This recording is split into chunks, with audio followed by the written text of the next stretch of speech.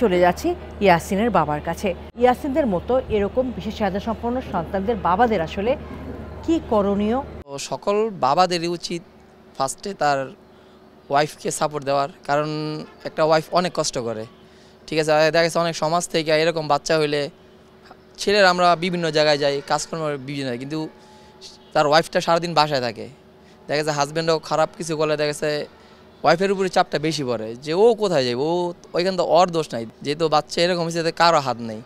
তো হাজব্যান্ডের এতটুকুই কর্ম যাতে অন্তত ওয়াইফকে সাপোর্ট করে, যে আমাদের বেবি আমরাই এটা সার্ভাইভ করব, যাতে আমরা না থাকলেও কিভাবে চলতে পারে, কীভাবেই করতে পারে, ওরকম একটা কিছু তৈরি করে দিয়ে যে আমরা দুনিয়া থেকে যেতে পারি। এটাই দুজনের আর কি একভাবে করলে আর কি ভালো হয় জিনিসটা। হাজব্যান্ড ওয়াইফ দুজনেরই দরকার, আর হাজব্যান্ডের বেশি, কারণ একটা ফ্যামিলি মেয়ের মুরুদণ্ডে একটা স্বামী থাকে, স্বামী পারে একটা ফ্যামিলির সুন্দর মতো গড়ে নিতে।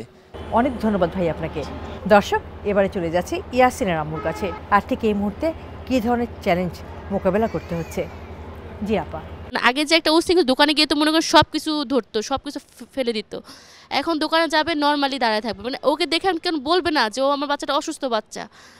এই পর্যন্ত আমি ওটা নিয়ে আসতে পারছি, এটাই আমার সবচেয়ে বড় পাওয়া। অসুস্থ বাচ্চাদের বাবা মাকে শুধু একটাই বলবো, আপনারা হার মানা যাবে না।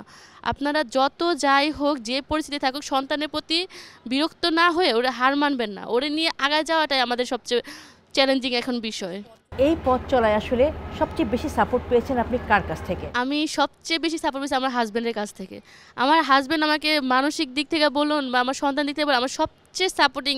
মানে আমি এক কথায় বলতে গেলে উপরে আমার আল্লাহ, নিচে আমার হাজব্যান্ড। আমি অনেক লাকি, আমি এরকম একটা হাজব্যান্ড পাইছি যে আমার এই বাচ্চা হওয়ার পরও কখনো আমাকে বলে নাই যে, অনেক মানুষ বলছে যে আমার পাপের কারণে আমার বাচ্চা এরকম হয়েছে, মানে আমি অনেকের কাছ থেকে শুনছি, কিন্তু আমার হাজব্যান্ড কখনো বলে নাই। ও আমাকে সবসময় বলছে যে না, আল্লাহ আমাদের দিছে, আল্লাহ আমাদের খুশি হয়ে দিছে, এই বাচ্চা নিয়ে আমরা চলতে হবে। আমি মন ভেঙে গেছে, আমি বাচ্চার সাথে অনেক মানে মা তো বাবা মা তো যত যাই হোক মানে কন্ট্রোল করা যায় না, ওরা এত অস্থিরতা করে, আমি রাগ হয়ে যাই, কিন্তু আমার হাজব্যান্ড কখনো রাগ হয় না। জি আপা, অসংখ্য ধন্যবাদ।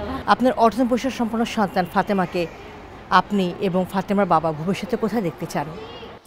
ভবিষ্যতে দেখতে চাই যে ফাতেমা আম্বানি ৮-১০টা স্বাভাবিক মানুষের মতো সে বড় হবে, পড়াশোনা করবে, তার বিয়ে দিব, তার বাচ্চা কাচ্চা হবে এবং তার নিজের আপন বলতে কেউ থাকবে। এখন ওর বাচ্চা যদি ওকে দেখে, আমার পর কিন্তু একজন দরকার, সেই প্রতিনিধি হিসাবে আমি চাইবো যে ওর বাচ্চা ওর জন্য আমি যাতে সেই সময়টুকু পর্যন্ত আল্লাহ আমারে মানে আমাদের এই অটিজম বৈশিষ্ট্য সম্পন্ন সন্তানদেরকে নিয়ে এগিয়ে যাওয়ার ক্ষেত্রে বা ওদের এগিয়ে যাওয়ার পথটা আরও সহজ করার ক্ষেত্রে আসলে সমাজের কি দায়িত্ব রয়েছে বা রাষ্ট্রের কি করণীয় আছে বলে আপনি একজন অটিজম বৈশিষ্ট্য সম্পন্ন সন্তানের মা হিসেবে মনে করেন? সবাইকেই বলবো মন মানসিকতাটা চেঞ্জ করা দরকার। এই বাচ্চাদেরকে নিয়ে নেগেটিভ কথা না বলে সব পজিটিভ কথা বলুক। আমি যেভাবে পজিটিভলি সব চিন্তা করি, একটা সময় ছিল তখন আমি খারাপ ভাবতাম না যে তা না, একটা সময় ছিল, কিন্তু আমি এখন সব পজিটিভলি নেই। কারণ হচ্ছে আমি ভালো থাকলে আমার বাচ্চা ভালো থাকবে। চমৎকার বলেছেন, সত্যি তাই। আমি খুশি থাকলে আমি আমার বাচ্চাকে খুশি দিতে পারবো। আমি যদি কান্না করি, আমি যদি মন খারাপ করি, আমি কিন্তু আমার বাচ্চার জীবনটা সুন্দর করতে পারবো না।